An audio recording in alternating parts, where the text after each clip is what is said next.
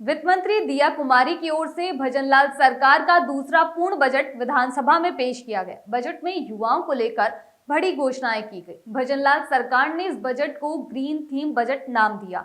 वहीं बजट पर प्रतिक्रिया देते हुए पूर्व मुख्यमंत्री अशोक गहलोत ने कहा, भजनलाल सरकार ने चुनाव में किए वादों को दरकिनार किया है। साथ ही गहलोत ने कहा, मोदी की गारंटी पर बजट भारी साबित हो रहा है। पीएम मोदी ने चुनाव से पहले जो घोषणाएं की थी, ये बजट उन सबको झूठा साबित कर रहा है। नौकरी के नाम पर आंकड़ों को उलझाने का प्रयास किया गया है।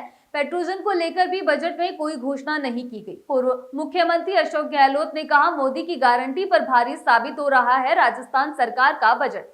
राजस्थान की भाजपा सरकार का बजट पुनः मोदी की गारंटी पर भारी साबित हुआ है। बजट में की गई घोषणाएं प्रधानमंत्री नरेंद्र मोदी द्वारा राजस्थान में विधानसभा चुनाव के द्वारा की गई घोषणाओं को झूठा साबित कर रहा है।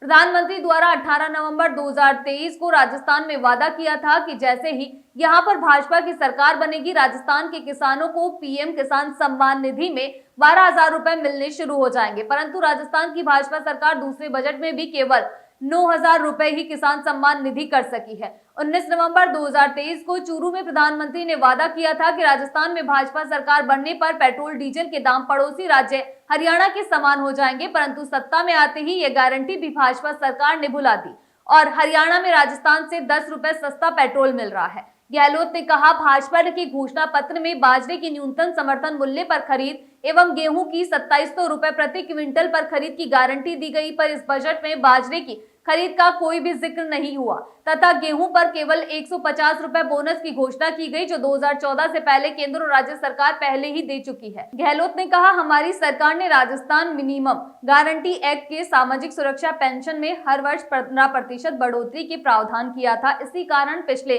बजट में सामाजिक सुरक्षा पेंशन 1000 से बढ़कर 1150 रुपए हुई थी। कानून के अनुसार इस वर्ष भी 15% बढ़ोतरी होकर कम से कम 1322 रुपए होनी चाहिए थी, परंतु इसे केवल 1250 रुपए किया गया। ये जरूरतमंद लोगों के हितों से खिलवाड़ एवं कानून का उल्लंघन है। गहलोत ने कहा, पिछले बजट में राज्य सरकार ने 1 साल में 1 लाख सरकारी नौकरी देने की घोषणा की थी। अब राज्य सरकार खुद ही मान रही है कि 59,000 नौकरियां ही दी पाई है, जिनमें भी अघोषित हमारे कार्यकाल में शुरू की गई भर्तियां थी।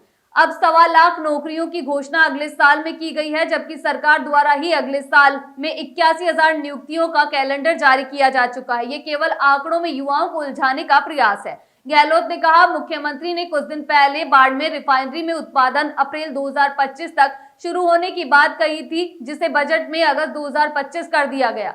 रिफाइनरी के साथ पेट्रोजन को लेकर कोई घोषणा बजट में नहीं की गई है। ये दिखाता है कि सरकार रिफाइनरी को लेकर गंभीर नहीं है। ईआरसीपी के स्थान पर मॉडिफाइड पीकेसी ईआरसीपी योजना लाते समय भाजपा सरकार और तत्कालीन केंद्रीय जल शक्ति मंत्री ने तर्क दिया था कि ये नई योजना इसलिए लाई गई है जिसमें केंद्र 90% फंडिंग करे और राजस्थान को केवल 5% राशि देनी पड़े, बाकी 5% मध्य प्रदेश थे। यह नई योजना करीब 45,000 करोड़ की योजना है। राजस्थान पहले ही 13,500 करोड़ रुपए के वित्तीय प्रावधान कर चुका है। आज पुनः सरकार ने 9,500 करोड़ रुपए के बजट की घोषणा की है।